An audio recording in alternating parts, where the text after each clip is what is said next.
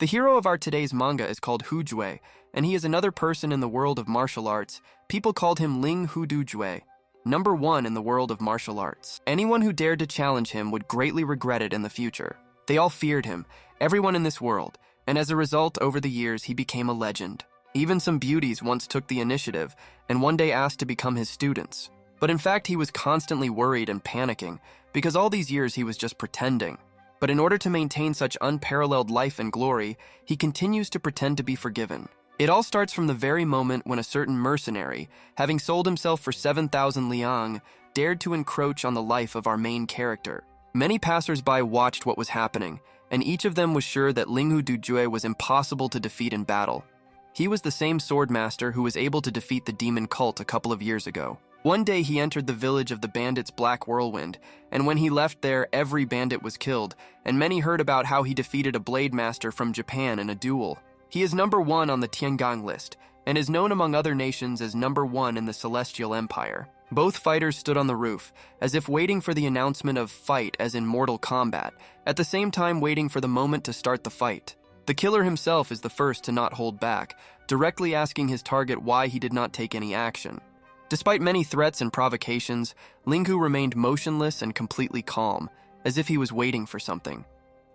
But at some point, our hero finally moves, picking up his sheathed blade, saying that any words of the mercenary are nothing more than just a joke for him. Next, using a certain magical seal card, our hero uses a certain military technique, directing many similar cards towards his opponent on gusts of magical wind. Many pieces of sharp paper, like a bunch of tiny daggers, rushed past the mercenary, almost lifting him off the roof under a powerful gust of energy. Having taken a position, Linghu is ready to start this fight, but is his opponent ready for it? So our hero decides to make sure of this. The contract killer is surprised by the incredible strength. In the whole world, it was rare to meet a person capable of releasing true ki from the body. At this moment, he understands that the master standing in front of him deserves the glory that the people gave him. This master will be difficult to deal with. This is the first time he has met a person who is capable of releasing his true Qui energy in the form of air gusts that can form an entire cyclone around the body. But at the same time, the mercenary still understands that standing in the face of such a powerful enemy, he will not miss the chance to fight him.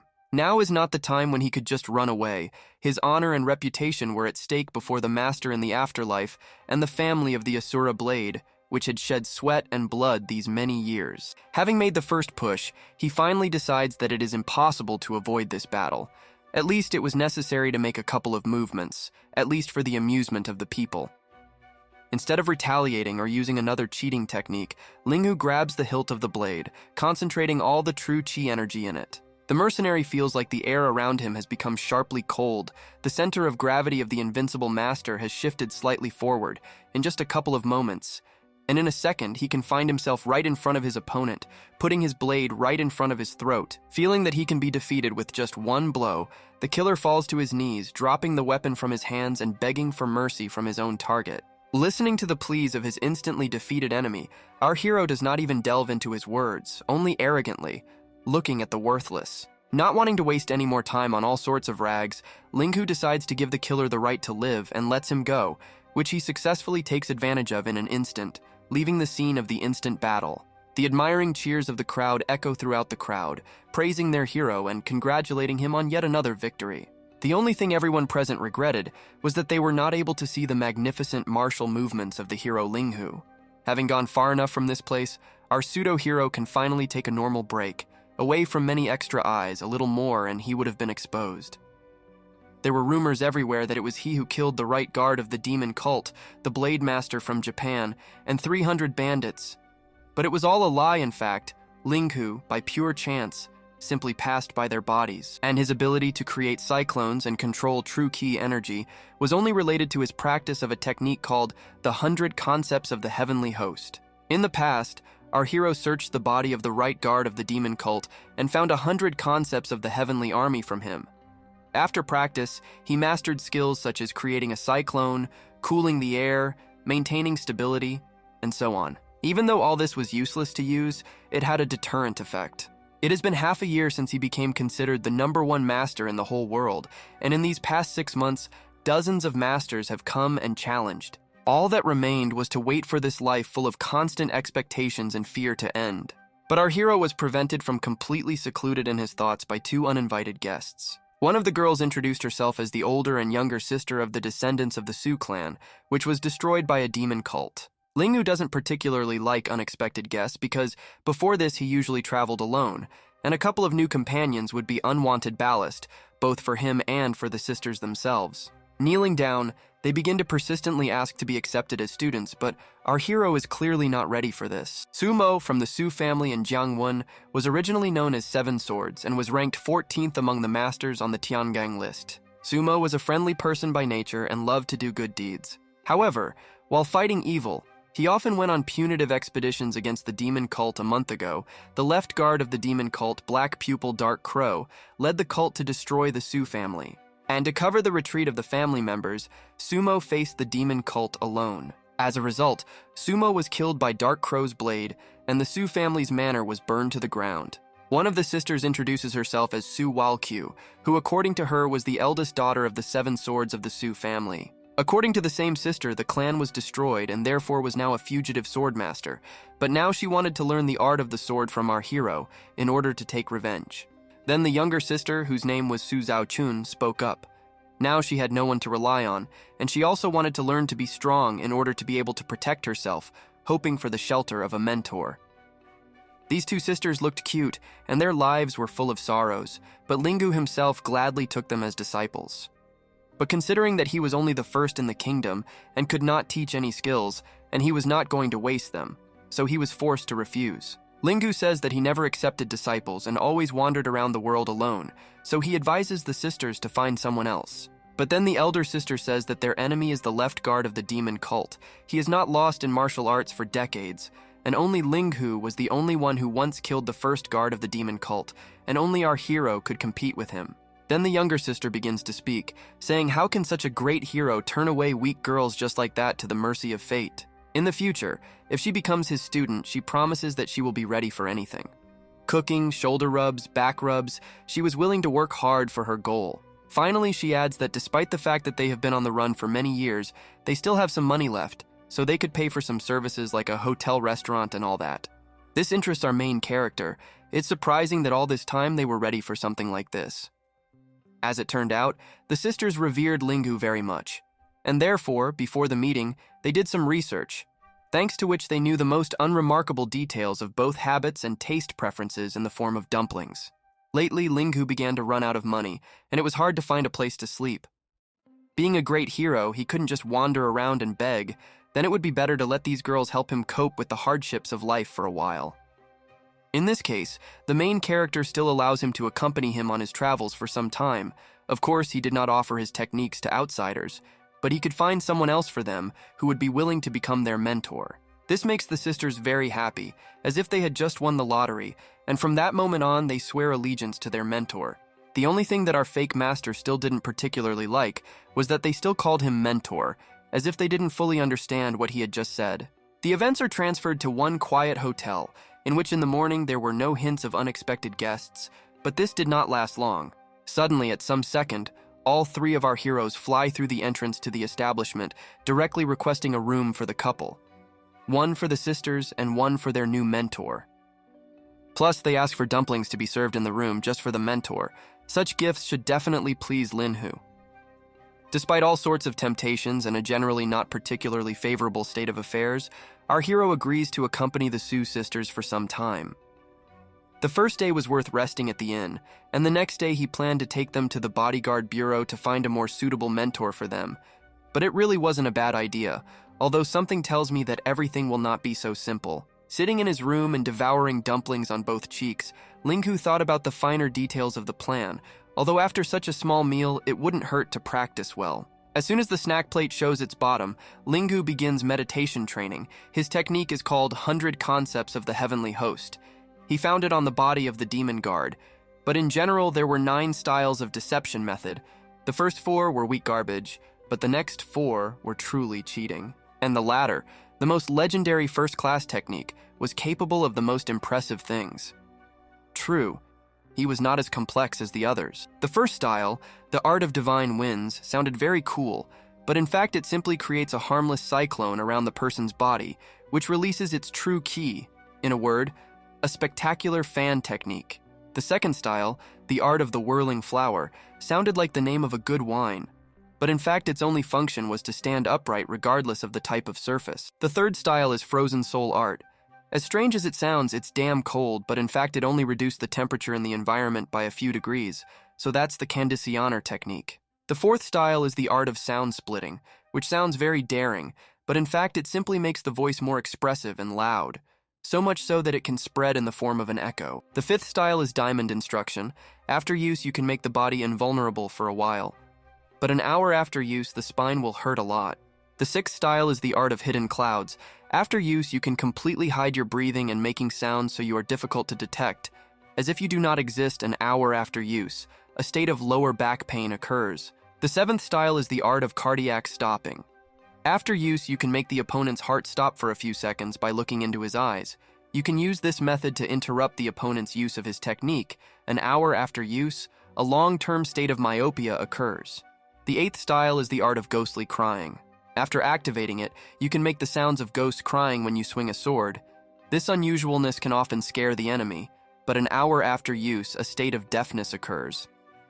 Lingu has been practicing for 2 years and has now only mastered the first 4 styles, and if he wants to survive in this world, our hero must master the last 4 as soon as possible. Of course, the last style of the 100 concepts of the heavenly host is the most powerful but also the most difficult to understand, and this style is called the deicide art. In the book, only 1 page is devoted to this technique. Except for the name of the skill, there was nothing else, and then how could Lingu cope with this style?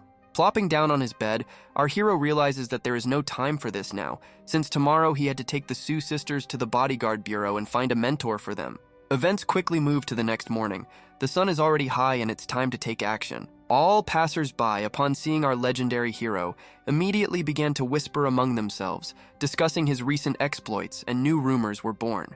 During this short walk, the Sioux sisters notice this and once again admire their excellent master, who, as has been said more than once, was number 1 in all of heaven. After some time, walking to the end of the street, they find a huge temple similar to a typical Chinese pagoda. This was Lin Hai's bodyguard bureau. Lingu says that this is where masters of various martial arts are located, but since Lin Hai City is inhabited by ordinary people, there are usually no criminals in it. Having opened the heavy gates of the bureau, a real gathering of JoJo fans is revealed to our eyes. There was mortal silence in the rooms, and each of the thugs simply sat at the tables like statues, staring intently at the uninvited guests. At this moment, our hero begins to be overcome by doubts. All these people looked more like thugs, mercenaries, or criminals than typical wise martial artists, and what did he expect a crowd of Yoda masters from Star Wars? One of the most formidable big men, getting up from the table, asks our hero why he brought these 2 girls to this establishment. Lingu tried to ignore his attacks, but each time the steroid muscleman tried to explain to him that this was not the most suitable place where one could just walk around on an excursion. This man, with his overly rude and disrespectful attitude, greatly frightened our hero, but if he showed fear on his face, so he had to continue to stand in this place until the very end. Unexpectedly, Elder Sister Sue stands up for our hero, directly pointing out the incompetence and inhospitality of this big man. She further confidently says that with his strength, he will not be able to defeat her, and even with all his insignificance, he dares to show so much disrespect for the master mentor Lingu.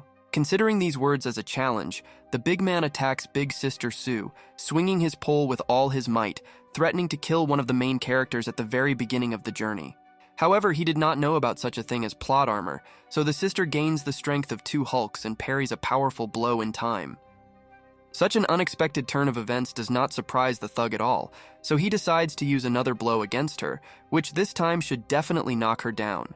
But our heroine manages to dodge the clumsy blow by doing a slight pirouette back. At the same time, she deftly delivers an unexpected kick, which slightly takes her opponent by surprise. He clearly did not expect anything like this from the first girl he came across. Further, having accumulated an ult, Elder Sister Sue makes a leap and strikes with her knee right on the big man's jaw, this time definitely declaring her strength. Stepping aside, the thug, wiping the blood from his broken nose, admits defeat in this short fight and nevertheless decides to engage in diplomacy. He recognizes the unexpected coolness of the girl's powers and still decides to ask who they are and what they are going to do in this bureau. Little sister Su immediately begins to brag that their mentor is none other than the world-famous Li Hu Du Jue, and the two of them are none other than his new students.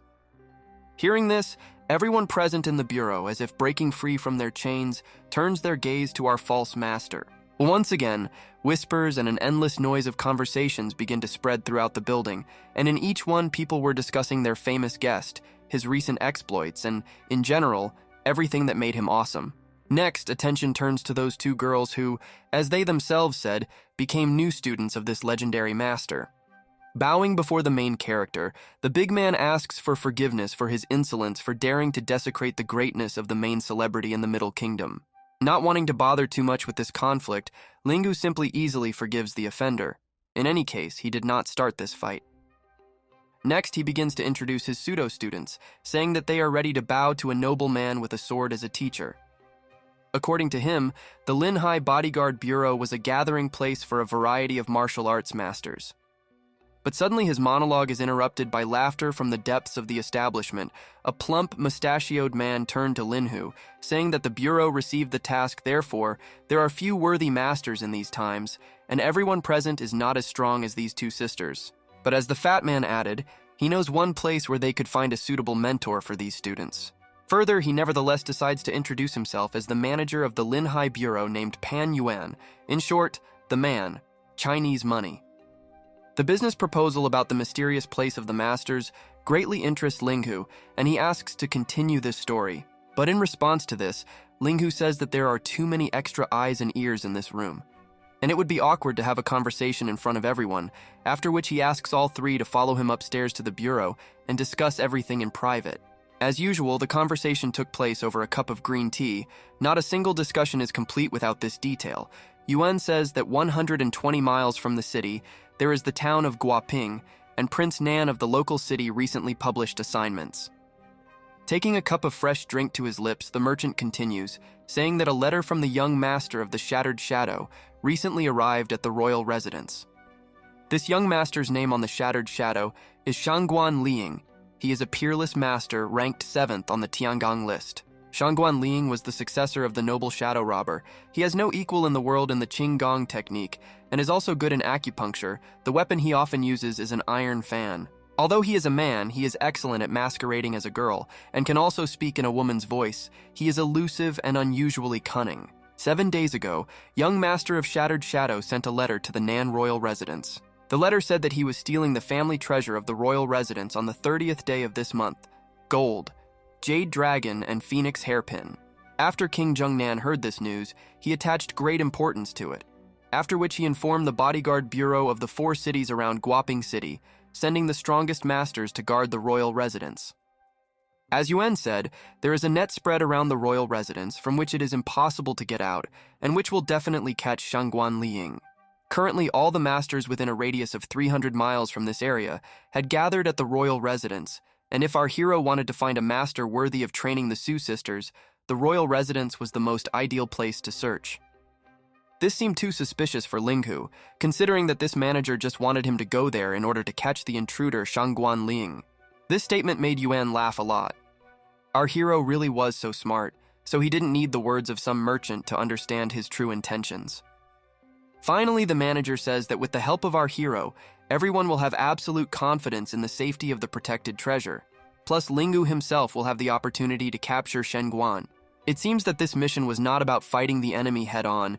It was even suitable for Linghu himself. Given his fakeness in every sense, King Jungnan had already summoned masters from the 4 surrounding cities, so there would be a whole stream of people there. And at this moment, a brilliant idea comes to our hero's head, because he can simply pretend to be guarding until the mission is successfully completed. Moving a little away from the topic and interrupting the thoughts of the main character, Yuan decides to return to the key topic of the entire conversation, namely, for a reward. And if, according to his own words, the hero Linghu agrees, the reward for the entire mission and accompanying trials will be this number, he said, holding out 3 fingers in front of him. Only 3 liangs of silver. This number greatly confuses the main character. And is this the very wealth of the royal residence? They should definitely have more than 30 liangs, if not more. Well, at least for this money, Linghu could eat dumplings for 3 months, 24 hours a day, so it's not that bad. Since masters are usually not particularly restrained, it is worth saying that only 3 liang will not be enough. But then Yuan clarifies the specific amount, and it turns out that it was about as much as 3,000 liang of silver.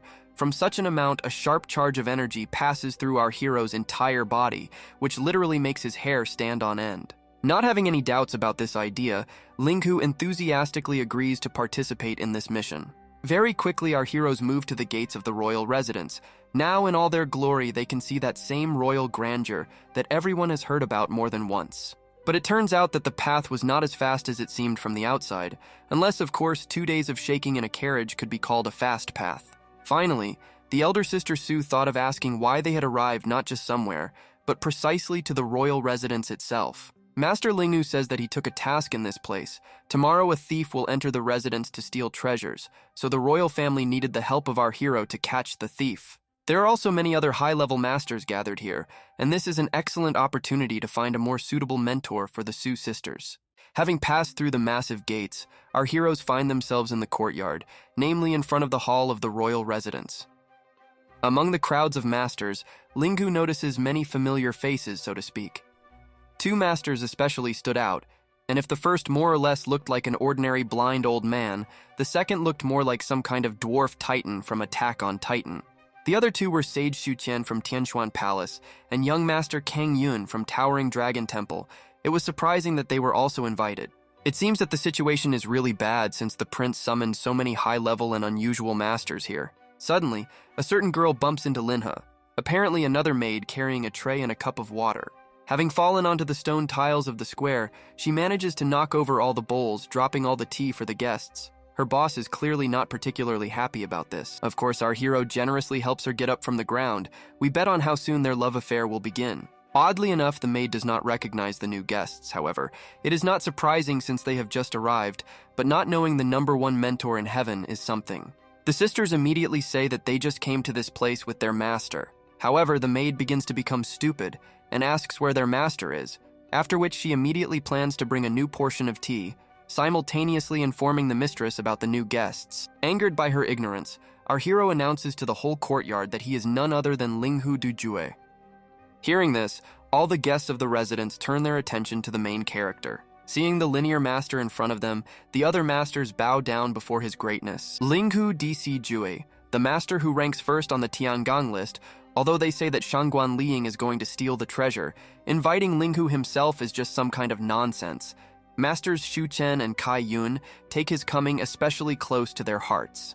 Meanwhile, in the residence building itself, Lady Xu Yuan, the eldest daughter Zhen Nan, met and thanked all the masters for accepting the invitation to the royal residence.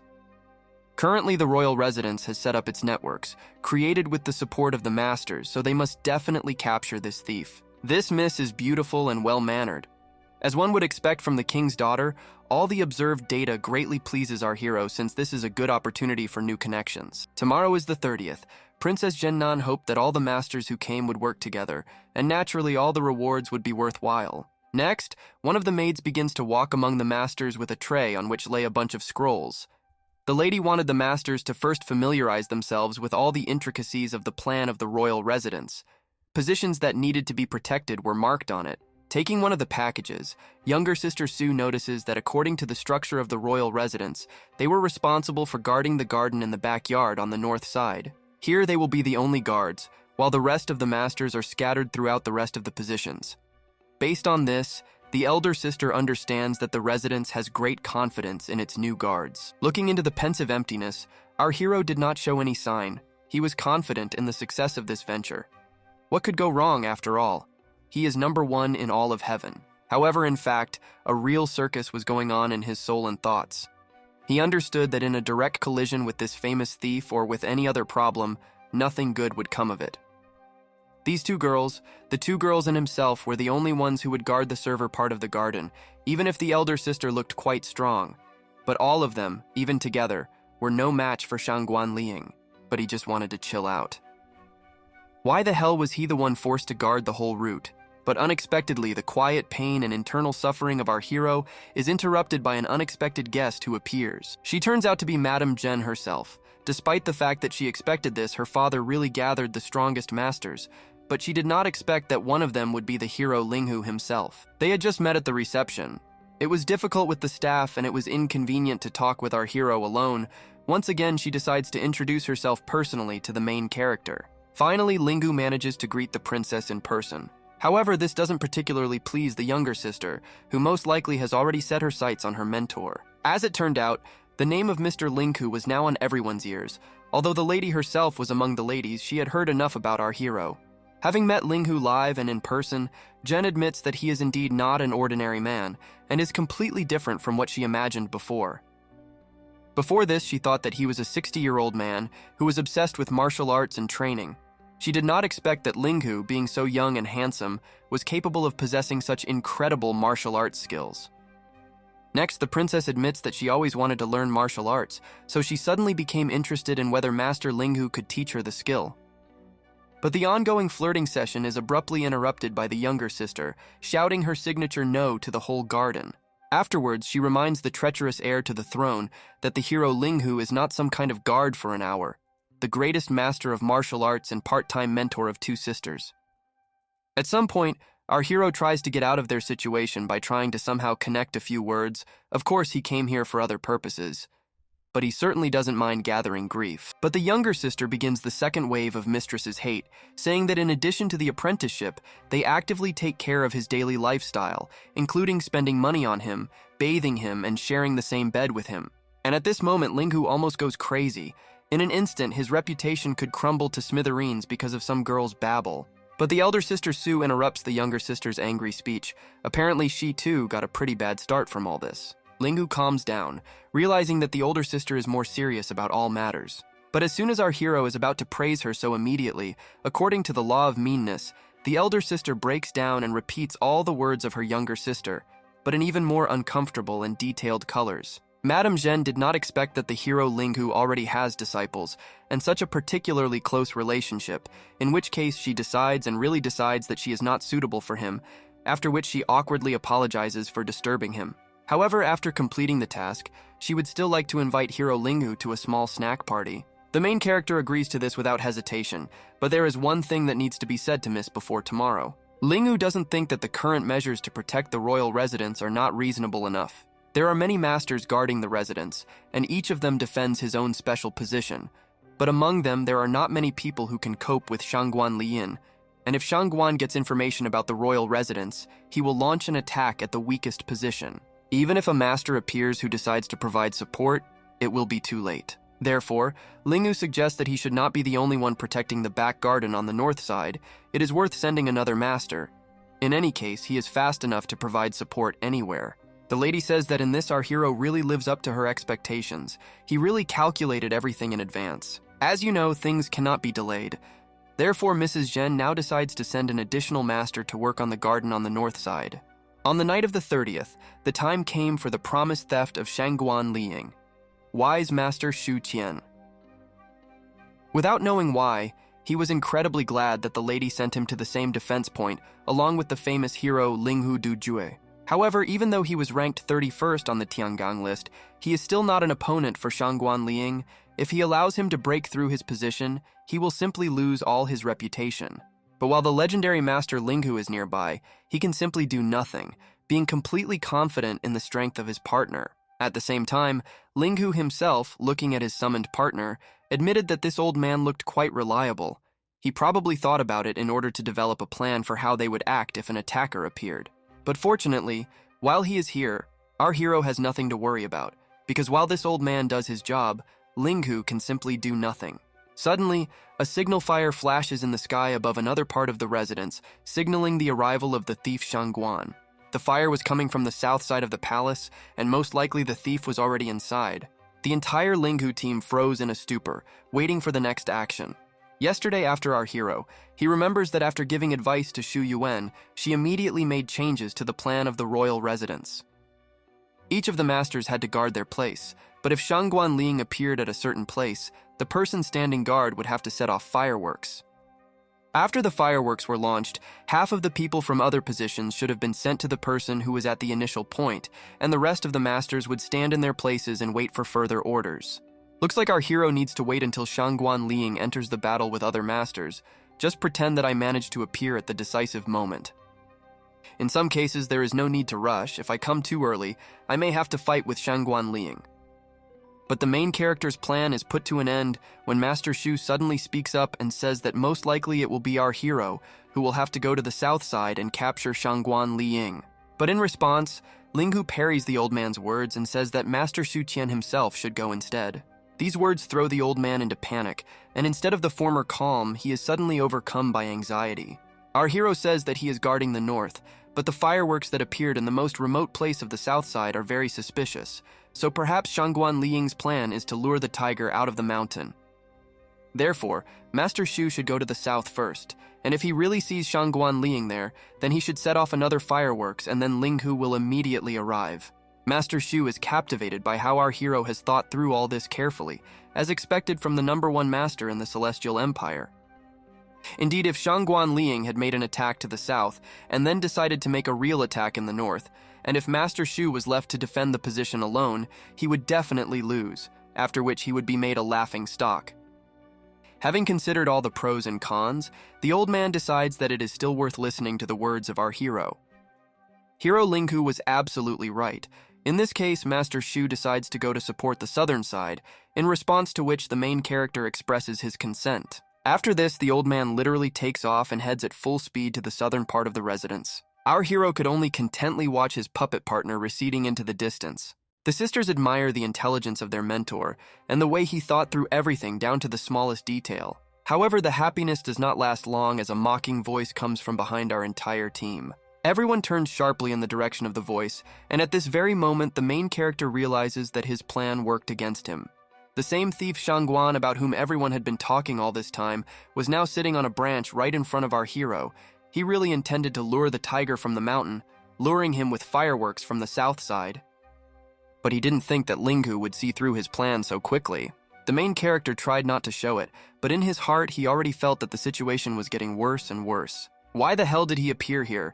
Linghu asked himself this question, but the only thing that was required of him now was to remain calm and in control of the situation.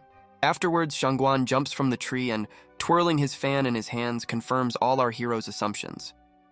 Calm and only calm now was spinning in Linghu's thoughts. Now both his life and his reputation were on the brink. The question of what is more valuable must be decided now. The so-called strategy of luring a tiger from the mountain, but our hero deliberately thought of it in order to be lazy. How could this turn out to be true? This is a coincidence, and it turns out that only Linghu and his disciple sisters were the only ones who would take part in the attack on Shangguan Liang. Younger sister Su did not expect Shangguan Liang to be as handsome as he was previously described, but in any case, her mentor, as she believed, would be more handsome. Not intending to admire the thief for a long time, elder sister Su immediately rushes to attack in order to immediately defeat and capture this thief. There was nothing left to do but continue to pretend through force, continuing to risk everything. Shangguan had already heard about the heroic deeds of Linghu throughout the Celestial Empire, and it would be an honor for him to arrange a duel with such a legendary master. However, he is confident that the masters from the southern side will soon arrive here once they understand his strategy to distract the tiger. The thief is in the minority, so he could not stop here for long. Can the hero Linghu clear the way for Shangguan to find the treasure? For this he can be very grateful. In his thoughts, our hero understood that everyone else was relying on him, and that is why he stood here on guard. However, he had one sentence left, so he orders the thief to leave right now, and our hero will spare his life. But Shangguan is not going to just follow Linghu's orders, and therefore immediately rushes to attack. No one dares to stand in his way. Realizing that the thief still wants to fight, Linghu still understands that peace and diplomacy cannot solve this problem. Therefore, grabbing the hilt of the blade, our hero decides to use one of the techniques of the 100 concepts of the heavenly host, namely the art of the divine wind, although just a couple of days ago he was completely sure of the uselessness of this art. However, a sharp gust of magical wind also takes Shangguan by surprise. Everything will be much more difficult than he expected from the very beginning. Linghu had not yet had time to pull out the sword, and the aura of the sword was already leaving his body, however, as expected from Linghu Dujue. Having fully activated the technique, Linghu says that from the very beginning he would not want to take the thief's life. But once the sword was taken out of its sheath, there would be no turning back, because Linghu's blade simply thirsted for his soul. Linghu was definitely going to kill this thief this time, and no matter how sorry he was for him, he would not give him a second chance. The words of the main character make Shanggong freeze in fear and confusion. In Linghu's voice, all this sounded very strong fluctuations of internal strength.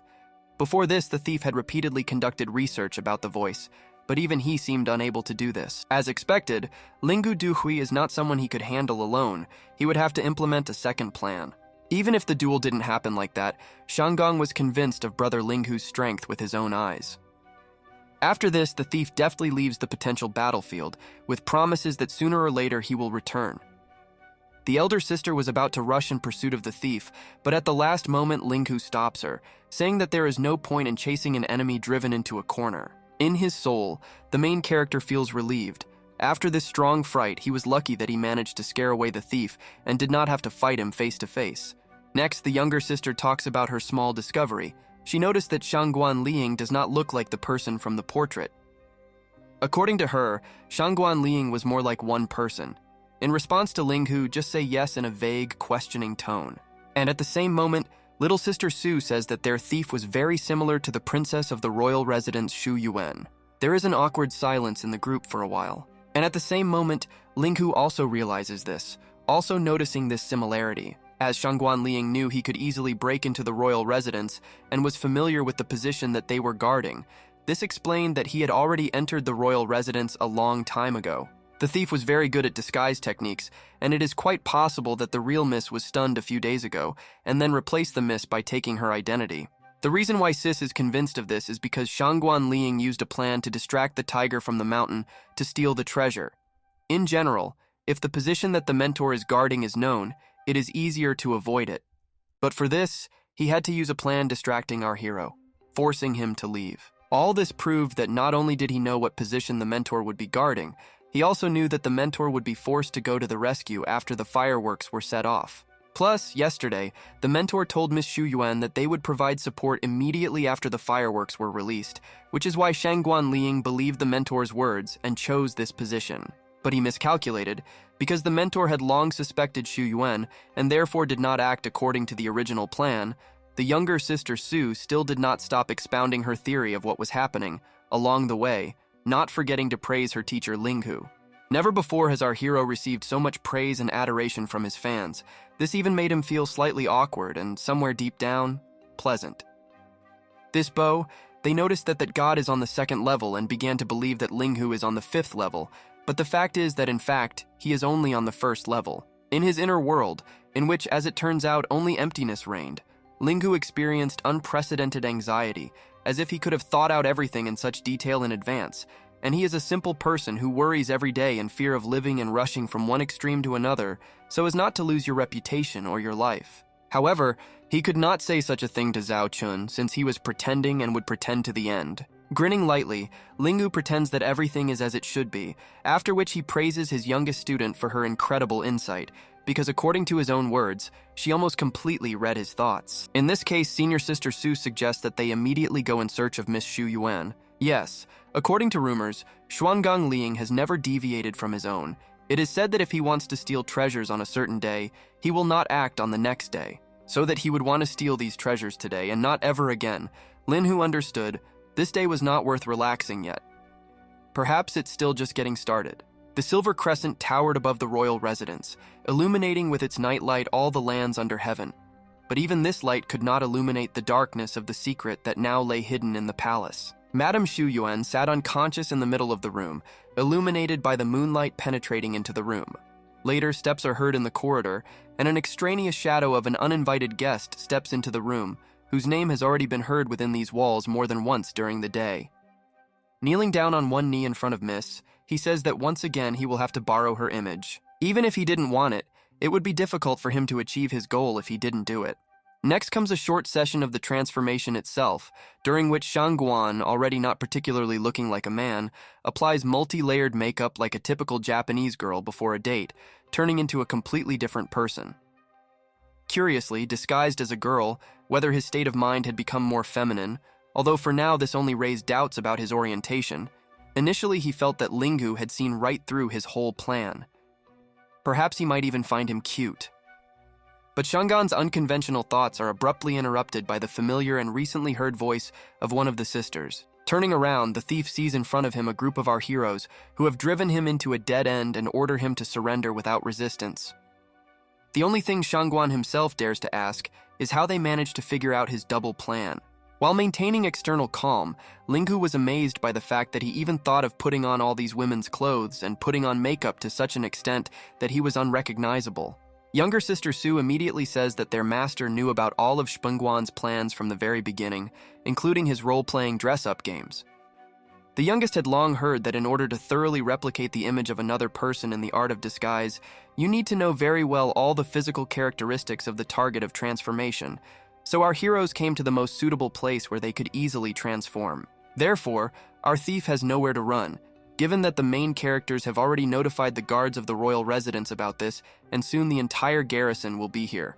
Once again maintaining inner calm, a variety of thoughts begin to creep into our hero's head, including how attractive Shangun is in women's clothing. Not intending to hide his identity in any way further, the thief, spreading his arms, admits that until this moment, he tried to behave in a chivalrous manner, but as expected from Lenzu and the students, so only they were able to push him to do this. However, elder sister Su doesn't particularly intend to listen to all sorts of stories about how since when did stealing jewelry become a nightly matter. In response to this, Shangun admits that his case really looks like a thief's, but he himself considers this case to be just. Initially, he was going to steal some valuable jade hairpin, but did our heroes know that it was stolen by the royal residence itself even before all this? As it turned out, a couple of months ago, when Shanggong stopped at the tavern of the royal residence where he heard a certain depressed old man chatting about the past. He said that 10 years ago he was a smart businessman in the city of Lockton, but on the way he was robbed by a gang of robbers hiding under hoods. At that time, his wife and children had already been killed by bandits, and on top of that, they stole his family jade hair clip. Next, this businessman went to a local official in the hope that the local authorities would deal with the bandits, but the authorities were not even going to listen to him. For a long time, he wandered from place to place, gradually selling all his property, trying to find mercenaries to investigate this matter. But when the investigation finally came to an end, he learned a shocking secret that had been hidden all this time from both his and other eyes. It turned out that these hooded robbers were disguised employees of the royal residence, whose leaders were a relative of the Prince Zhen Nian. They were the ones who disguised themselves as bandits, killing and robbing people for fun. After this, the prince cruelly punishes all the criminals, but the case itself was hushed up, while the hairpin itself was also hidden, and with his act of theft, Shangun wanted to show the prince that someone still remembers the shadow crimes of the royal residence. As they say, God sees everything, and if they continue their bloody work without realizing the mistake, sooner or later retribution will come to their souls. Linggu had no idea that the royal family could have such a dark history. After a little reflection, he realized that Gangguan Li is the righteous side in this conflict, and therefore should be released. In any case, given that our hero will not be able to share it, if he leads him into a corner, he will have no choice but to attack. But if he lets him go, it will be a violation of the contract, and this may cause discontent in the residence. All this time of reasoning and philosophy is not in vain, and masters from other positions come to the aid of our heroes. At the last moment, the thief says that he is sorry and casts a spell on Brother Lens. Shangun uses a certain powder against the main character, temporarily blinding him. Not a particularly clever trick, but as the thief himself said, it was not just a powder, but a special immobilizing powder, because of which now Linghu could not use Qigong and, accordingly, most of his skills. After Shangun apologizes for everything he did, since he was forced to do it in order to survive himself. After this, the thief simply flies into the air, merging with the darkness of the night, promising to apologize in the future. The sisters immediately run up to their teacher, but fortunately nothing particularly dangerous happened. Then, in the style of a song from Shrek, Master Shu flies into the room along with the rest of the masters, of course a little late.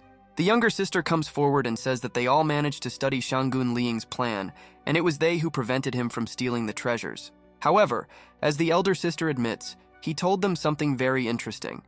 But it is unknown whether it is true or not, and after that the thief used the powder to retreat. One of the masters is surprised by the meanness of this criminal. Using such a mean way to escape, he automatically loses his status as a noble robber.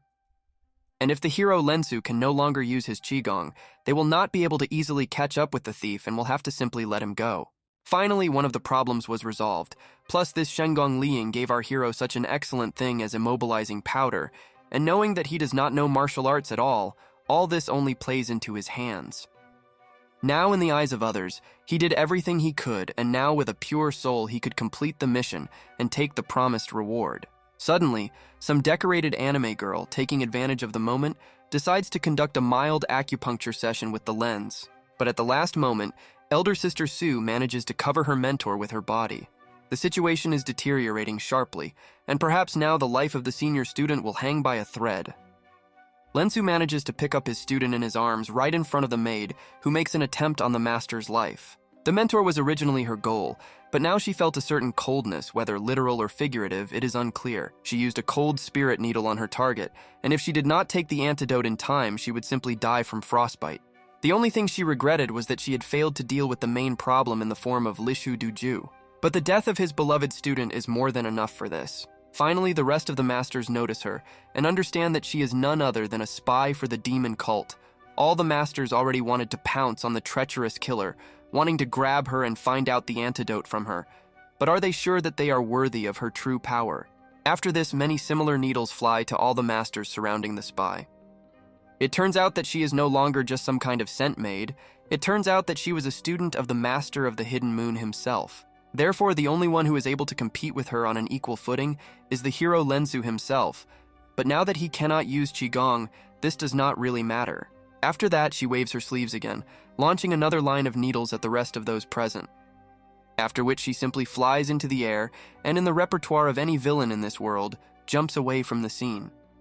Meanwhile, the elder sister's condition became worse and worse, until now she could not even speak or stand on her feet. At this moment, Linzu was completely confused. The elder sister Wang Wuyu, while the younger sister Zhao Chun was filled with fear for her life. Now everything was mixed into one. Many voices and thoughts mixed in his inner world, and each time the degree of his madness only increased. It seemed to him that there were many rumors and voices all around him discussing him, his weaknesses, that he was hiding all this, and his main fear, the fear of being discovered for his falsehood. Whispers, crying, thoughts all mixed into one. At some point it seems to him that he has already seen this somewhere. He saw this in the past, in his past life before coming to this damn world. In that world there was no this annoying Chinese flavor, but instead modern high-rise buildings, but the landscapes are no better than these either. That day he came for an interview with the director, under the name Hu Jue No. 15. And even despite all the cordiality that he showed for the bottom, the only thing that interested the director and other explorers was the talents of our hero that he could offer them. One of the few talents of young Lenzu is his great love for martial arts dramas, and he could easily recite any star quote from any episode of any given drama. Next, our hero absurdly tries, with measured pathos, to repeat one of the phrases of some drama. However, this whole theater does not particularly impress the jury themselves, since they just sat in a smoky and half-asleep state. As a result, Lenzu fails the audition and is not hired for a certain job, and then I even feel a little sorry for him. Although our hero does not lose confidence and thinks with a slight chuckle that maybe everything is not as bad as it seemed, because in the end he is still able to show himself to the fullest. Our hero's name was Zhu Jue, and despite the fact that he looked more like a skinny Jonathan Joestar, he had a bad relationship with his parents. 3 years ago he vowed to make a career, and after he dropped out of college he only dreamed of becoming famous. His dream is to make a decent career as an actor and perform in other roles besides the dragon costume from some left-field company. However, despite the fact that before that in small roles he managed to play not only passers-by but also corpses, this was at least some variety. But our hero knew that many are born with a not particularly pleasant fate, and yet our hero, although not particularly handsome, without money in his pocket or a loved one, but he had a dream, and he believes that as long as he continues to work and train hard, and as long as he doesn't give up, one day he will be able to achieve his dream. Suddenly, the boy's reverie is interrupted by the sound of a notification from his cell phone. Finally, our hero had hope that perhaps the film crew changed their decision and decided to accept him for the role. Looking at his mobile phone and reading the message, a sparkling smile appears on his face. It has finally happened. However, the only role that our hero manages to play is the role of a flat cake, given the force with which one of the screens falls on him. Many passers-by notice this terrible accident and are immediately going to call an ambulance, but it seems that Linhu will no longer need it. Ironically, that notorious message was an offer from the film crew to play another corpse, who would have thought that fate only had cruel humor. Finding himself in the void, our hero understood the injustice of the former world, because if they are people, they are initially born in order to be loved, while others are born like him. They are born extremely unlucky and unable to escape their own fate. Unexpectedly, while our hero continued to reason in the emptiness, a certain divine entity appears to spare him. This entity turns out to be the same goddess who called Linghu into the world of fighting spirits, but at the same time she herself notices the fact that it is quite possible that she may not exist at all, because she is nothing more than his fantasy. The goddess admits that his last life was not one to be envied. He was unlucky too often. That is why the goddess decides to give our hero a second chance, sending his soul to another world where he belongs. But even after living part of his life in a new world for himself, Lenzu understands that just as he was a non-entity, he remains one. He is not given the skill of martial arts, so he has to get out through tricks and a false image, and all this rested only on his cunning. And now when life sent him a girl who was ready to sacrifice everything for him as a mentor, but he could not do anything about it. Before all this, Lenzu had already seen similar series, anime, manhwa, etc., where the main character, having found himself in such situations, was able to use his powers in every possible way as he was allowed. However, having found a new life for Lenz, everything remained the same and he was still a nobody. But the goddess, trying to support the young man, says that in fact our hero has a lot of advantages, starting from his cooperation and kindness, and ending with his incredible love for dumplings and games. And finally, she points out the most important thing. When Linghu plays a new role, he gives it his all. After that, she asks you to listen to her words and says that she will help this first and last time. She decides to help our hero fully master the last style of the 100 concepts of the Heavenly Army. In the future, as she said, this will greatly help the young man in his upcoming trials. In the hall of the royal residence, there reigned a dead silence in every sense, only occasionally interrupted by the intermittent crying of the younger sister. She also begged her mentor to help at least somehow, but alas, Linghu only remained silent. But suddenly the master touches the baby's face with his hand and tells her that now she has nothing to worry about. Moving away from his previous place, he admits that from the very beginning he was a little confused in the situation, but everything was already in order. Grabbing the hilt of the blade, thereby activating the next technique, Lenzu says that he will get to that follower of the demon cult and find the antidote. The rest of the dummies also crowded in the room, only watched with bated breath as the main character took out the sword, and everyone had only one question why he was doing this. It's time to use the 9th style of the 100 concepts of the heavenly host. After this, Lenzu, like an energy chamber in the style of El Primo, makes a leap into the heights, heading straight for the stump. Meanwhile, the follower of the demon cult herself, in relaxation, jumped from roof to roof, moving further and further from the crime scene. However, her flight plan was abruptly disrupted by Linghu, who appeared behind her, who now clearly did not intend to just let her go. She didn't believe how this could be possible, because not only did the hero Linghu not care about that stopping parachute, but he also managed to cover a distance of tens of forces so quickly. And before she had time to react to this, her body was cut into a couple of parts. This is the style of the killer god. An exhausted and lifeless body falls onto the roof of the residence. Who would have thought that this chase would end so quickly? At this second, the demon follower was defeated. So much trouble over one little thing, but where our hero is now going to get the antidote is not clear. After some time, a pair of masters already familiar to us appear in the same place, who, even despite their many years of wisdom, did not understand what had just happened. One of the masters comes out in front of the others and describes in all colors how Linghu, taking out his blade with incredible speed, moved to the demon spy, hundreds of meters away. All the masters continue to admire the incredible skills of the legendary master, Linghu Dujue. This is where his true strength lay all this time, but if not for the mercy of that goddess, our hero would have remained standing in despair near his students. Even the main character himself did not fully understand what was happening, because he had just done something that he had never dared or tried to do before, to use a special technique of the 9th style of the 100 concepts of the heavenly host. At that very critical moment, it seemed to him that he saw memories before moving into this world. There, in some space between the worlds, he saw a goddess, and then instantly realized the movements of this style. Was it really just another cheating system? Although he didn't know what the conditions were for activating this skill, it allowed Linghu to teleport behind the enemy into his own line of sight, unleashing his full potential by swinging his sword. However, such a strong skill should also have corresponding side effects, so after all this, Linghu was so tired that his legs could no longer support him. Now his body was too exhausted and inexorably falling asleep. It was better to refrain from other such skirmishes and antics for the rest of the day. At least at the last moment, Linghu must take the antidote for senior sister Wan Qiusu from the hands of this spy. With every movement, our hero felt his strength gradually leaving him, and so quickly that now even kneeling down was a very energy-consuming task for him. In the end, the main character loses consciousness, falling straight onto the body of the demonic spy, thereby finding himself in an awkward situation. Losing consciousness, Linghu only hoped that other masters would think of using an antidote for the senior student. This was his last hope. The rest of the night quickly passed, and the sun was already hanging high above the hall of the royal residence. And the next morning immediately begins with Wan Q's gratitude to his mentor for literally risking himself to save her. However, Linghu himself in his classical repertoire says that all this is nothing more than nonsense. The main character reminds her of what happened yesterday, and in this case, he should thank her for her selfless role as a human shield.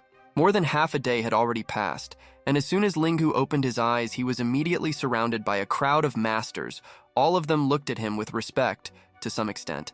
This even embarrassed him a little. Another master, Zhao Chun, told him that that demon woman was Liu De Yuan, herself the deputy master of the Hidden Moon Hall of Demon Cult. The level of her qinggong and hidden weapons were at an ultra-high level, and she was also skilled in camouflage techniques. Countless people had been killed by her hidden weapons, and the authorities had offered a reward for her for many years. Perhaps the art of the deicide is not intended to kill the enemy, because that crushing blow with the sword could not take her life. On the contrary, she even woke up before him.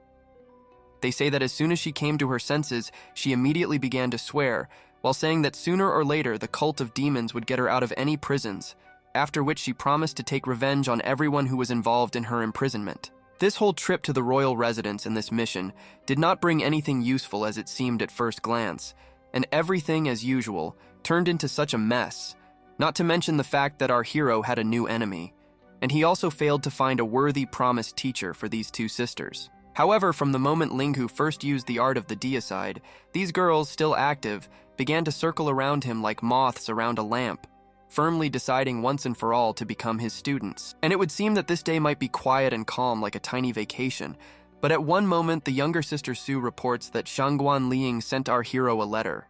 As soon as that letter falls into the hands of our hero, he immediately begins to study it. It's not every day that you receive letters from someone who tried to kill you one night ago. In the letter, Shen Guanyin apologizes for the incident in which he had to flee the scene of a crime using immobilizing powder. In connection with everything that happened, the thief promises to visit Linghu someday in order to personally apologize, so to speak. Plus, as it turned out, Shen Guanyin also already knew about this skirmish with the demonic cult. Further, the thief in his letter says that he recently found out that the demon cult issued an order to kill our legendary #1 master in the Celestial Empire. While paying quite a tidy sum for his head, several demonic cult halls sent several of their masters to hunt for Linghu's head specifically for this task. This province has long suffered from the attacks of the demon cult, and if our hero wants to stop all this, then for this he needs a person who could lead and organize the Great Wulin Current. And specifically, Shang Guanin himself was clearly sure that Brother Linghu should become this very person. Having read the letter in full, our hero understands that in the words of this Asian Robin Hood, there is some grain of truth and meaning. So under the current circumstances, it would be logical to follow his words. But even having learned the art of the deicide, Linghu still did not fully know what serves as the activation button. And besides, after using such a complex technique, our master simply fell down like a house of cards. Therefore, taking into account all the details of what is happening and what has happened, for some time our hero will have to live in fear and anticipation of the unknown. And so on every day. The only way out of the bad ending is to find ways to unite martial arts schools for their subsequent unification into a single movement, of course, without forgetting to increase their authority, and only then Linghu can live in peace for the rest of his days eating dumplings. After some time had passed, these sisters began to hover around Linghu again, finally and once again deciding that he should teach them a couple of arts.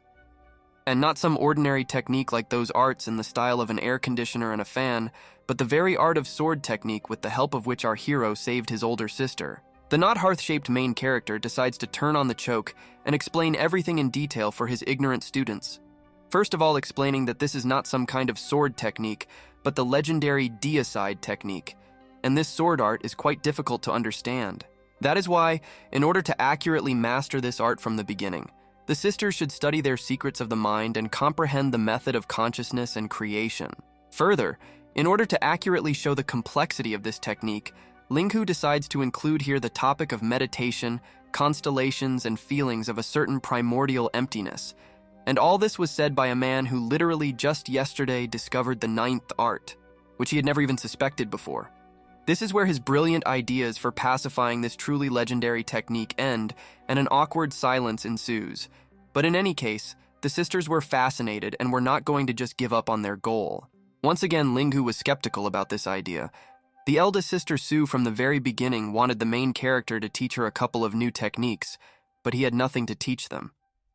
Now, more than ever, he felt guilty. And this is only now after several years of lies and falsehood, although now trying to teach these young heroines anything is tantamount to trying to open a theater club.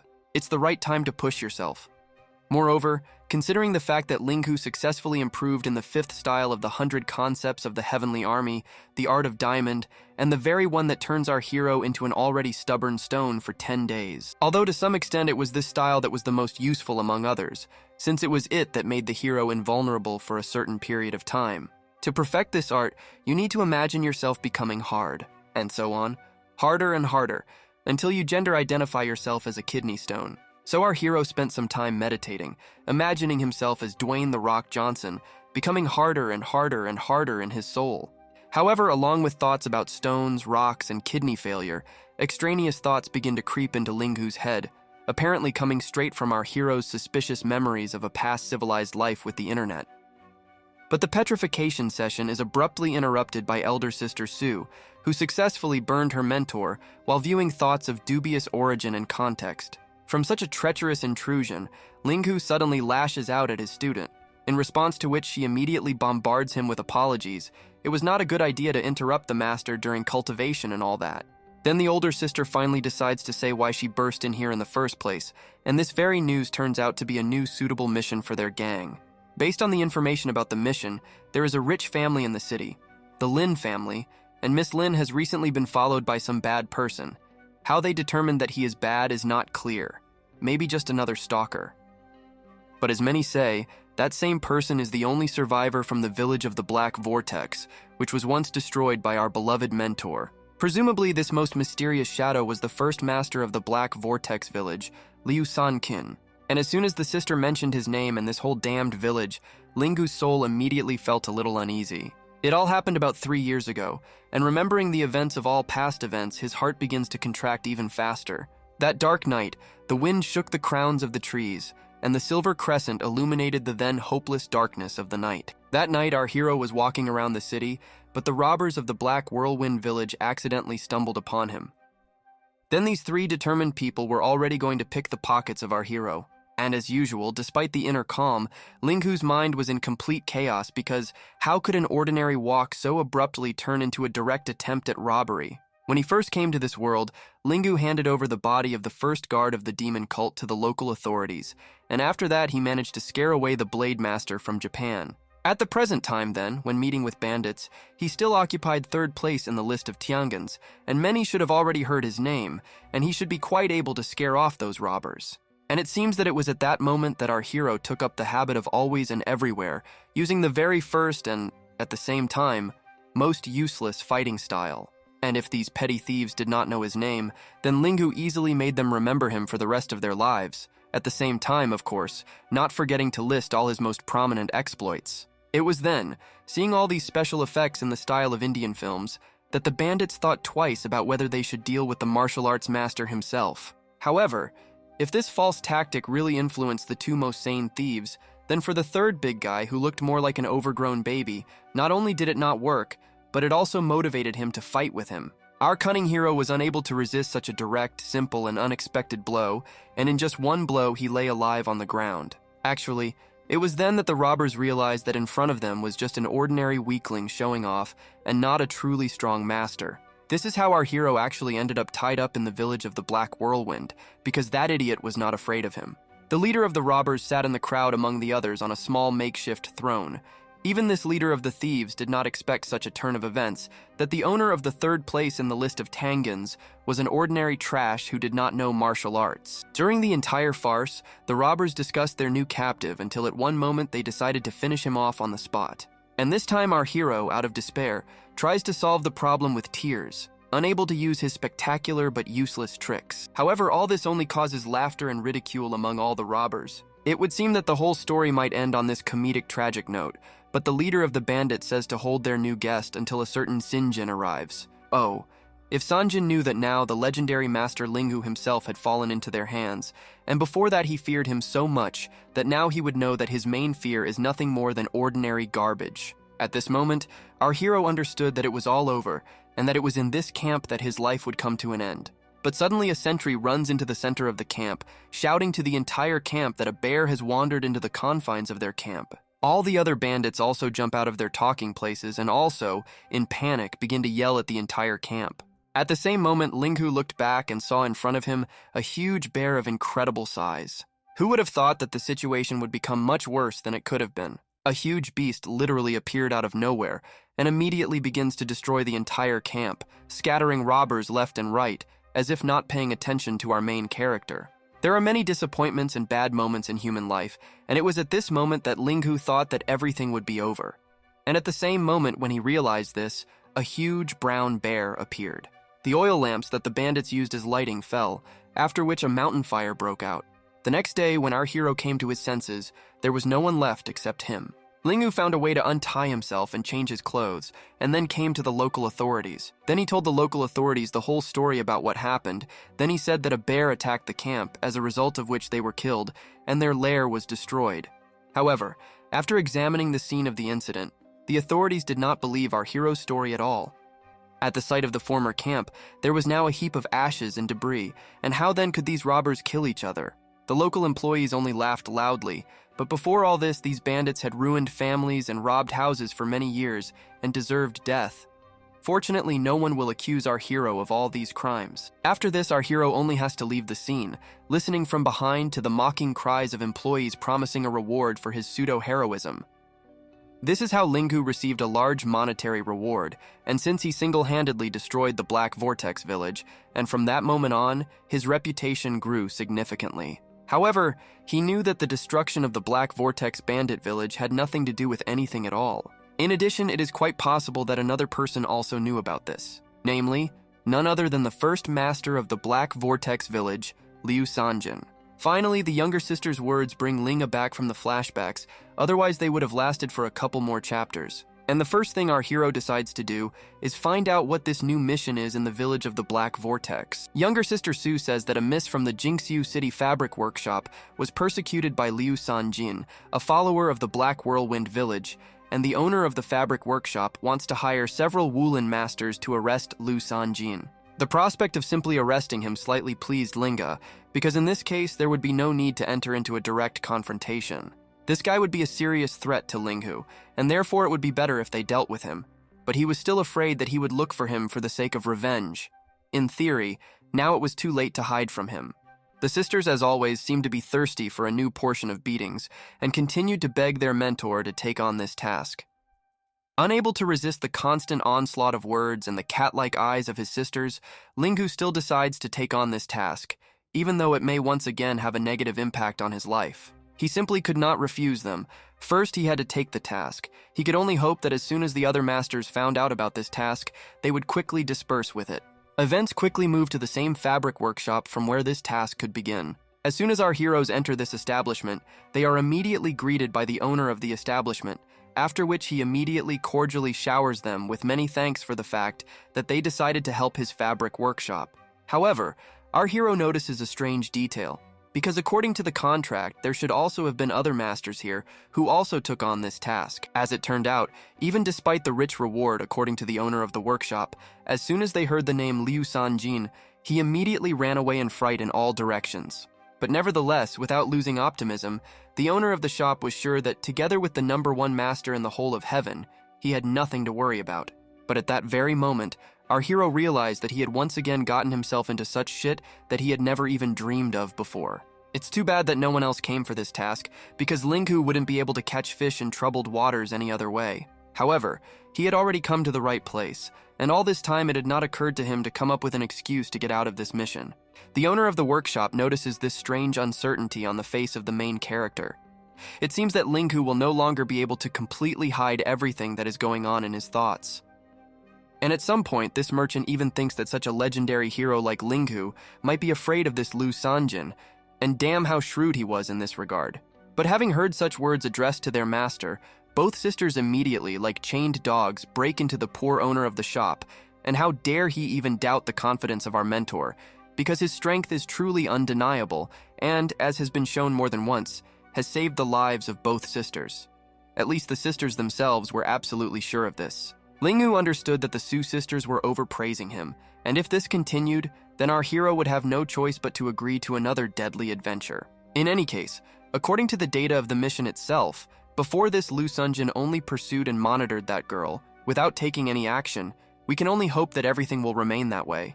Understanding the hopelessness of the situation, our hero nevertheless agrees to the task, promising the owner of the fabric workshop that everything will be fine with his daughter. Hearing this, the man, like a true fan, pounces on Linga, enveloping him in his arms and showering him with a ton of gratitude. It will be slightly awkward if he strangles the main character at the very beginning of the mission. At night, the client made sure that our heroes lived in the house next to their daughter, and if anything happened, they immediately jumped to her defense. Both sisters spent the night on the west side of Mrs. Room. Linghu is from the eastern part, from Mrs. Room, and until now, from time to time, his soul sank from the idea that Lu Sanjin could come after his soul at any moment. Suddenly, our hero feels a foreign presence behind the door. It's better not to imagine who it could be. Looking out the door, our hero sees in front of him the very miss whom he and his students had to protect and guard like the apple of his eye all this time. Even though she was their defensive target, there was still something strange about her, as if she wanted to tell Linghu something. Finally, from the beginning of the mission, the miss herself decides to go to her protector and introduce herself personally. As it turned out, her name was Lin Mu Er. Something in this name was familiar. But Linghu still guessed that she came here for a reason to introduce herself. Always in such cases, a conversation should mean something. Miss Muir decides to admit that all this time she wanted to ask our master for one request. Only because of the presence of her father, she could not afford it. It looked too inconvenient. And now, while the opportunity presents itself, Miss decides to talk to the hero Linghu alone. Of course, our hero tried to maintain the same calm, but in his heart he was extremely embarrassed by this request, considering what such personal conversations usually lead to. Going inside one of the rooms, Linghu allows Mu'er to speak out. Of course, this is not the best time for this kind of conversation, considering that at that time both the wanted Lu Sanjin and the strange father of the miss herself could be watching them. Mu'er once again says that Lu Sanjin himself was following and pursuing her, but at the same time she was sure that he was not such a bad person. And if the hero Linghu still manages to meet him in the future, or even manages to catch him, then she simply asks that despite all this, our hero does not harm him and his life as a whole. But at the same time, listening to this ridiculous request on the one hand, Linghu did not understand how he could spare his life if Lu himself could easily kill the boy with a couple of blows, so it is not known who should spare whom. But Linghu understood that he could not say anything like that to the miss herself, because not only did his reputation depend on this, but there was also something curious in her words. The main character would definitely like to know what else Mu'er could be hiding. Taking into account all the events that had ever passed, Linux understood that for Sven Jin, he was nothing more than a real enemy, because it was he who, albeit by accident, destroyed his lair in the mountains. And even if they meet, they will inevitably have to fight tooth and nail. Miss clearly had something to hide, and if Mu'er continued to hide this secret, then the hero will have a hard time agreeing to her request. Also understanding this, Miss decides to confess her secret. But before she tells about everything, she makes Linhu promise that in the future he will never tell anyone, including her father, about this night and its secrets. Our hero agrees without arguing, because as we already know, he knows how to keep secrets because formally his whole life is nothing more than one big secret. Miss Mu'er says that the culprit of the whole celebration, Lu Sanjin, was her mother's childhood love in the past, and they had a relationship back then. Having learned about all this a long time ago, Miss suggests that she may turn out to be the daughter of Lu Sanjin himself. And in the same instant, Linghu's mind collapses into dozens of fragments, ravaged by a surprised and puzzled cry. A long time ago, Miss Mu'er's mother passed away from illness about 3 years ago. Before she fell silent forever, in her dying delirium, she uttered the name of Lu Xiangjin. When young Miss was still little, her mother often told her stories about Xiangjing. Then she learned almost everything her mother knew about this person, and it was her stories that made her who she is. Her mother was born into a wealthy family, which for 3 generations had been officials, and holding high positions for each member of their family was common. However, her mother's lover, Lu Xiangjin, while still an ordinary boy, was the son of a butcher. But despite his particularly high status, he and his father lived next door to Miss Mu'er's family. Mu'er's mother was a girl from high society, and from an early age she was trained in the 4 key disciplines: qin, chess, calligraphy, and painting, all the same as in other noble families. Lu at that time was a well-known street child, if of course these words are somehow combined, and every day he did nothing but beat other people for hours and days on end, and only in order to live a little better than the rest of his peers. However, not every day of his life could turn into an unplanned massacre in the gateways. Sometimes, as in this case, it all began with a simple game with another child. And then Lu, through his own negligence while playing, threw a stone into the house of Mu'er's mother. The stone fell into a vase with a flower, which her mother raised with all her soul. As a result of such an involuntary act of hooliganism, the mother came out to reprimand the 2 street children. And at the very moment when they first exchanged a few words, something changed in them. The classic seed of a plot in the style of Romeo and Juliet. Then for the first time, Lu Sanjin, who had long been known as a local juvenile bully, did not show his character for the first time when he saw Mu'er's mother, and after what happened, he went to ask for forgiveness to his mother. And as an apology, he helped her plant a flower. Lu could not just enter his mother's house, so he planted flowers near a small river that ran next to her house. Mu'er's mother would sometimes sneak in to look at the flowers that Lu Sanjin had planted especially for her. Since then, they fell in love with each other. And who would have thought that this youthful love would last almost their entire lives? Because of family rules, it was sometimes difficult for the mother to get out of the house, so they did not see Lu so often. She always liked to listen to stories because Lu Sanjin would run to the tea house to listen to local stories. And after that, he always came with a whole bag of stories and began to tell everything to his girlfriend. Plus, Mu'er's mother was very fond of flour sponge cakes, special cakes for the Chrysanthemum Festival, so Lu often ran to the neighboring city to buy or steal it for her. Mom sometimes secretly ran out to teach Lu Sanjin to read and write, but he often ignored everything while admiring his companion. So in an instant, several years passed, Mom and Lu Sanjin, who now looked more like the red-haired Luffy from One Piece, had already matured significantly. They loved each other very much and made a promise to get married, without the consent of their families. But my mother's family was clearly not in a good mood for such a marriage, where it was seen that the daughter of an official would marry some street child. Rich families were serious about suitable marriage partners, so Mu'er's mother's parents decided to marry her off to their eldest son, Seven and Jufang. And even though his mother didn't like him, because this merchant was 10 years older than her, this was not her will. As a result, several years before the wedding, Mom and Lu ran away into the sunset in order to at least temporarily remove themselves from this life and the iron framework of society and social status. After Mom and Lu Sanjin ran away together, they returned back 2 hours later. Mom told Miss Mu'er that when she returned that day, her eyes were red from all the tears she had shed. Everyone was very ashamed of all this, and people from my father's family even had to cancel the marriage that was originally planned. However, Mu'er's father sincerely loved his mother, so he insisted over and over again, and finally the marriage remained valid and everything came to what we have now. Lingu from her story finally understood some situation. As it turned out, Lu Sanjin was very closely related to the Mu'er family. However, even based on everything that Miss had just said, this did not mean that Lu was her true father. It was unknown what scenario everything was going on. But Miss Mu'er herself clearly doesn't really want to hear such speculation, despite the fact that her only argument for this whole story is the very 2 hours during which Sanjin and Mu'er's mother went on the run. But even if everything was as she assumed, it was still not worth denying the other options for events, and in any case, it was not worth getting so excited about it. Finally, having concluded her story on such a loud note, Miss Mu'er finally repeats for our hero, so that if something happens, he will be lenient towards Lu Sanjin, after which the miss returns to her room. Sighing with ease, Linghu once again understood that the matter was becoming more and more complicated, and Lu Sanjin was not a simple person. But why then he didn't just run away with Miss Lin Mu'er, and why she decided to tell this whole story to Linghu is a mystery, either a lazy piano from the bushes. The rest of the night seems to pass quietly and quite calmly, nothing foreshadowed trouble or another night's stories, just a relaxed sleep and enjoyment of the silver moon, which, by the way, in reality should not be so big. However, Linghu's chill and relaxation is abruptly interrupted by the cry of the Su sisters, who in their repertoire of shouting to the whole house called him mentor. Both sisters, as if they had received a powerful electric shock and somehow jumped up in the middle of the night, jumped into their teacher's room, telling him to urgently leave their room. As it turned out, Lin Mu'er was kidnapped, this is what is called sleeping on duty, and missing the goal of the mission.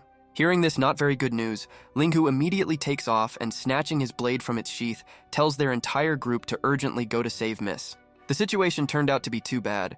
Who would have thought that the thief would take advantage of the very moment when our hero would be in hibernation? Oh, father-in-law in a closed training session. We needed complete control over the situation, and Linghu was the first to decide to ask if the father knew about the disappearance of his precious daughter. But in response to this question, the little sister tells how it all happened. The last thing they saw was how Miss Lin Mu'er was kidnapped by mysterious figures in black. Everything happened so quickly that it was too late to inform her father about anything. If there were several thieves, then the situation was several times more complicated than Linghu could imagine. It would have been difficult to cope with one Lu Sansan alone, but if there was a whole team of them, then it would have been too much. Without wasting time, Linghu decides to take Sister Wan Qiu with him and go in search towards the east, where the thieves supposedly fled. While Sister Zhang Zhen should go to the owner of the fabric workshop and tell him about what happened, it will be much better if he manages to gather more people to search or as witnesses. According to the sisters, there were several kidnappers of Lin Mu'er, and not just one person as expected, although Linghu knew that Lu Sanjin had been a loner ever since the Black Vortex village was destroyed, so most likely someone else kidnapped Lin Mu'er. Moving further and further towards the east, Linghu and Wan Qi, around one of the turns, stumble upon a group of strange people among whom the image of Lin herself could be traced. It must be these people in black who surrounded Miss Lin Mu'er, suffering from anything other than spying on aliens. Whoever understood, understood. Each of the kidnappers were completely similar both in details of clothing and facial features. Most likely they were mercenaries who specialized in kidnappings. But this mysterious figure in a wide-brimmed hat stood out from the others. Could it be Lu Sanjin? Instead of simply acting on the breach, Linghu believes that it would be better to observe first. As it turned out, the tall figure in the hat was not initially part of this group of kidnappers, given that they communicated so aggressively with him and held out a dagger in front of them. But in response to all the pathetic threats, the figure in the hat says that soon these thieves will say goodbye to their little souls from his blade, and they do not deserve to know his name at all. These three thieves are known as the Three Brothers of the Blue-Eyed Mouse. The hat recently heard that they moved to this city, so our new mysterious hero ended up here. Snatching his blade from behind his back, the warrior says that initially he was simply disgusted by such scum like them. But he is not at all a righteous man or a folk hero, and he is too lazy to care about rats like them. However, they dared to touch something they shouldn't have touched, so the deaths of these three kidnappers were not his fault. Having listened to enough pretentious talk, one of the thieves dares to attack the mysterious warrior, who was obviously Lu Sanjin himself. After the same moment, the warrior makes a leap forward, making one of the kidnappers an ideal cosplay for a headless horseman, and indeed the warrior turns out to be our red-haired acquaintance. Watching everything from around the corner, Linhu was amazed at his strength, and all this provided that this was only a grain of his true strength. The headless body of one of the thieves falls to the ground, minus one rat, 2 more to go. The second thief was about to rush after his brother to the next world, but he was successfully stopped by the third. A real professional was now standing in front of them, and some thieves from the gateways were clearly not his relatives. In order not to waste their lives in vain, the kidnappers decide to retreat in order to find an opportunity in the future to take revenge. This is where all the resistance ends, while Lu Sanjin did not even see them as worthy opponents.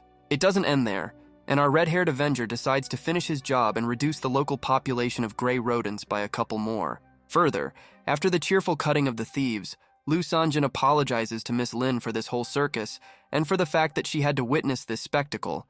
But as the warrior himself said, if you don't pull out the weed by the roots, sooner or later the thieves could return. After Lu frees Miss from her bonds, he leaves further saying that no matter whether other thieves will pursue him in the future, it is important to fear the other person. Finally, Miss Mu'er recognizes this warrior as Uncle Liu himself, whom Soma literally talked about a couple of hours ago. She knew that all this time it was he who was watching her. But as it turned out, not in order to kidnap him himself, but in order to protect him. But in response to all her words, only the silence of the night sounds. Lu Sanjin had nothing to answer her. Yes, it must have been like that. Miss Mu'er is sure that everything was exactly as she imagined. It was for her in order to protect her. The warrior himself was about to respond to her words, but the miss, with even greater delight, jumps up to what she considered to be her true father. But still, Lu Sanjin admits that she is still as beautiful as her mother in the past, and in any case, he could not leave her in trouble and without his attention. Joy and delight overwhelmed the girl. She remembers him all those happy days that he once spent with her mother. And even after he left, Miss Mu Er and her mother knew everything from a distance. However, the sweet and happy note is quickly interrupted, because they both urgently needed to escape from this city. Because, as Miss herself said, her pseudo-father hired the #1 master in all of heaven to protect her.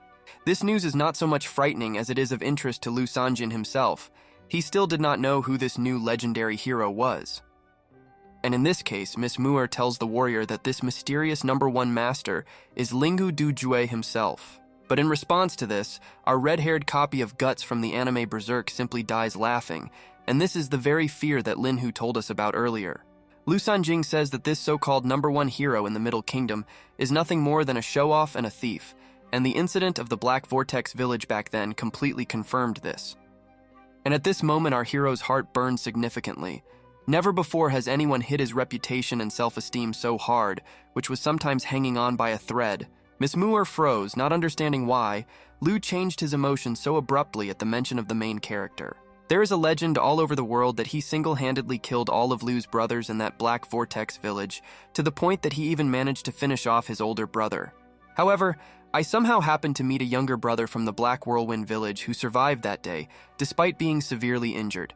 And compared to everything that was said, Linghu's image was significantly different.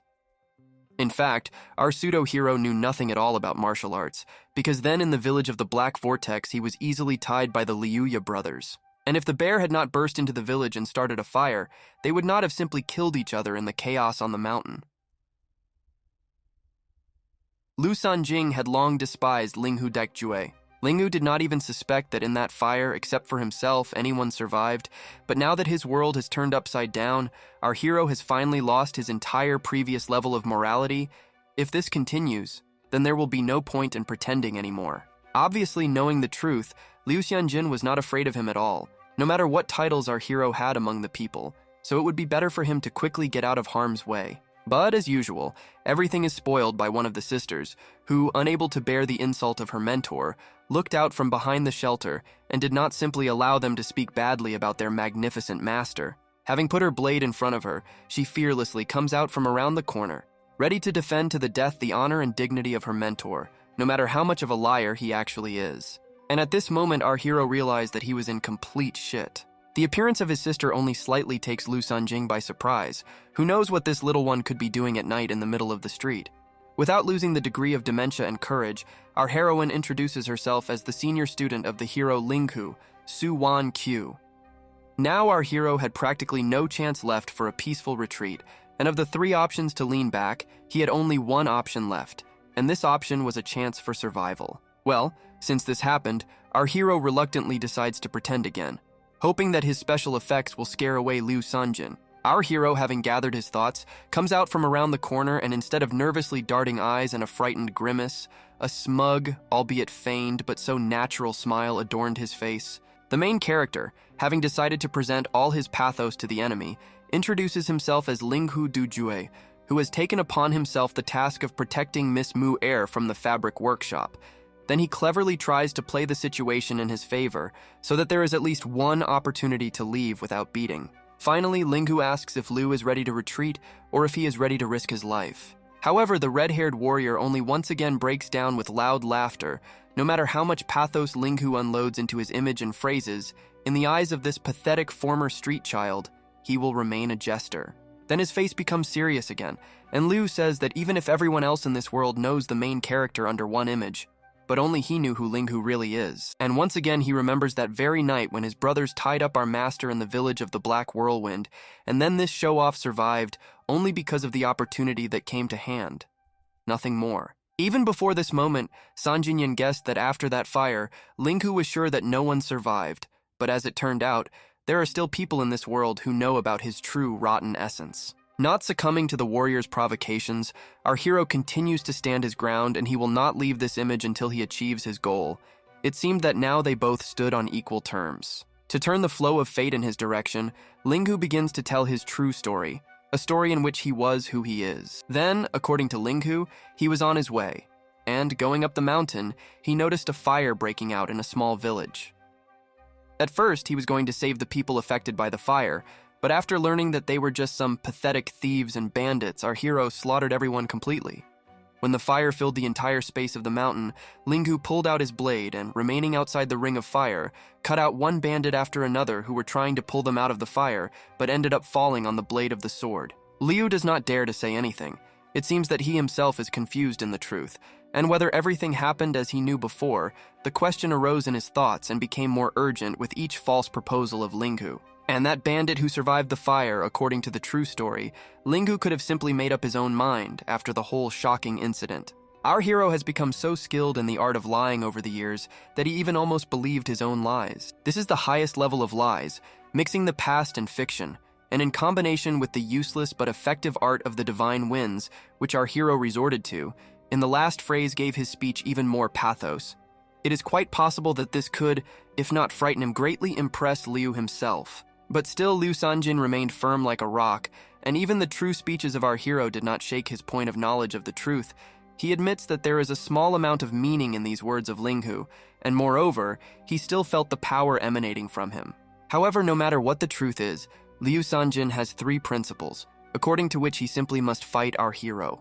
Firstly, he was not going to believe in the words of a stranger for any reason, because the words of his brother are more valuable. Here she is the strength of the family, a real disciple of Vin Diesel. Secondly, even if all these stories were true and his brother's words were a lie, Liu would never give up the opportunity to avenge his brothers, because even if those people were criminals in the village of the Black Vortex, but for Liu, they became the family that sheltered him at the very difficult hour. Thirdly, if Liu has once decided on something, then he will never give up on his goal. The elder sister immediately rushes forward to defend her mentor. Their swords cross in a deadly crosshair, emitting sparks and the piercing sound of hardened, sharp steel. And at one moment, when the opportunity for an attack presents itself, Liu manages to block a direct stabbing blow, cutting off all hopes of winning this duel. In the style of any anime villain, Liu does not forget to make a couple of phrases praising the girl for a rather beautiful and aggressive fighting style.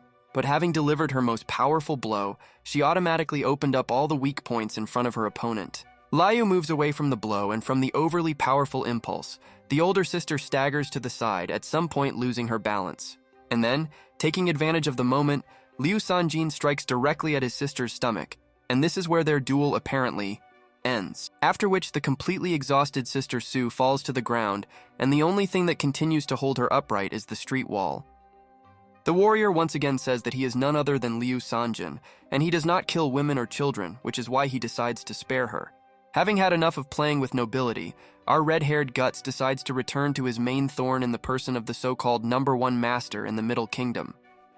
This situation began to infuriate our hero more and more, which is why he could not, just like then, use that art of wielding the Godslayer's sword. Is it really the fear of the opponent himself that triggers all this technique? Or the fact is that using the art of the deicide can only be done once? Without protection, without a mask of lies and the ability to use his most incredible technique, and even without the help of fate itself, Linghu did not know what to do. Would the whole story really end here? After this, without wasting any time, Liu attacks our hero with a sword. Now the life of the already unlucky boy is cheerfully hanging in the balance. Fortunately, Linghu manages to block Liu's blow, but this did not cancel his amazing speed. A couple more misses or stops, and everything would end in blood. But with the very next powerful push, Liu sends our hero flying to the nearest wall, slamming our master into the stone. This bastard was too strong. 1 or 2 more such blows, and Linghu would not be able to withstand it. Already now his sword was shaking in his hand. Our hero, with great difficulty, continued to stay on his feet, overcoming a sharp wave of heaviness and pain. The only chance was to use the art of the whirling flower to somehow keep the owl in fighting shape.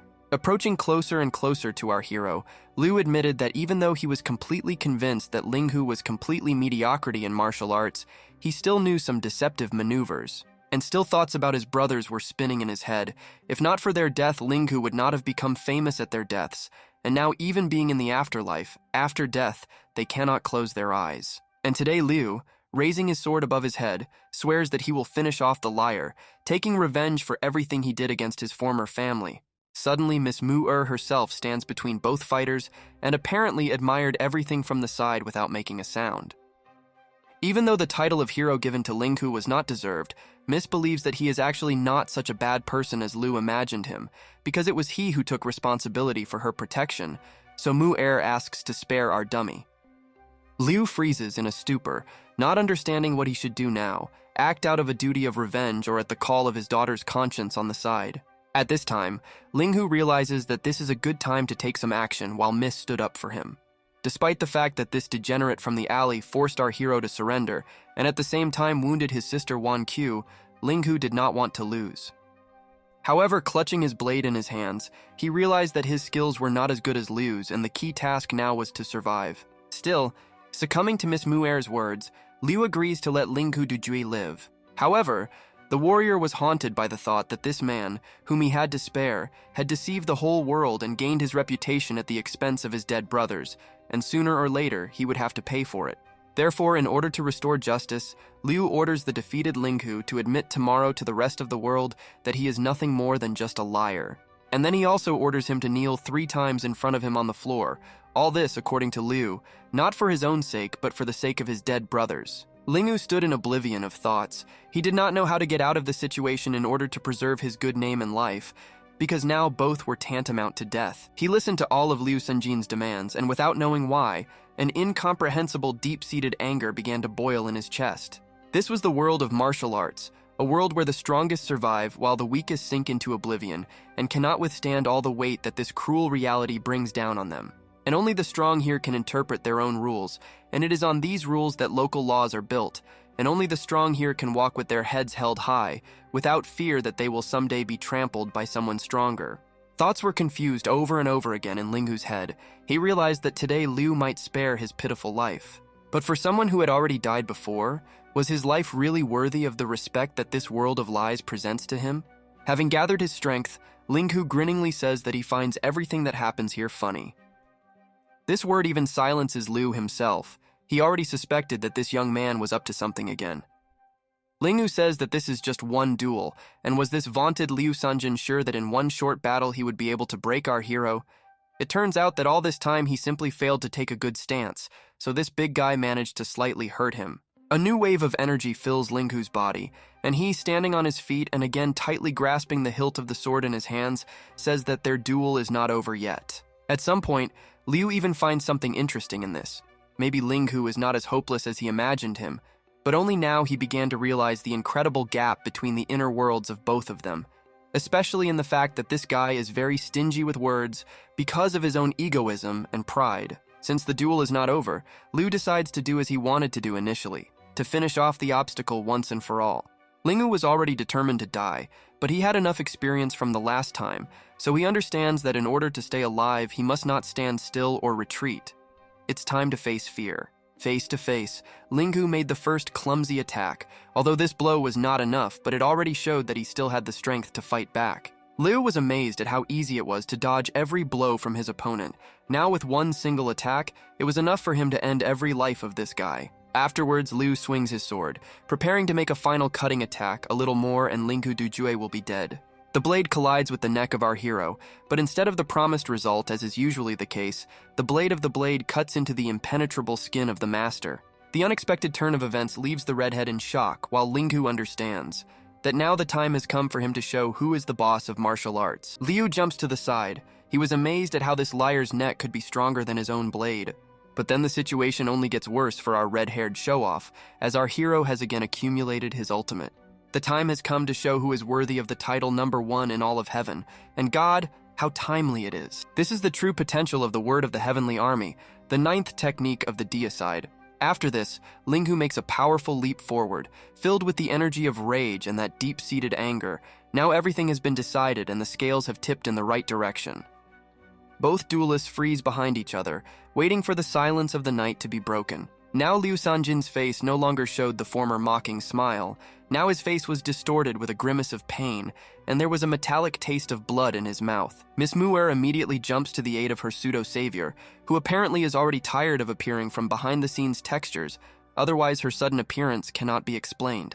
Liu continued to stand with difficulty, but if Linghu had gone a little overboard with his strength, then everything would have turned into a somewhat tragic form. In the end, Liu admits that our hero's blade is indeed fast enough, but before that, they really could not imagine that Linghu would be the owner of real fighting skills. But if everything is completely the opposite, then why did Linghu hide them all this time by pretending to be a weak person? Liu's new questions were countless. In response to everything, Linghu only admits that he does not pursue greatness, strength, or superiority because he has chosen his own path, the path of nobility.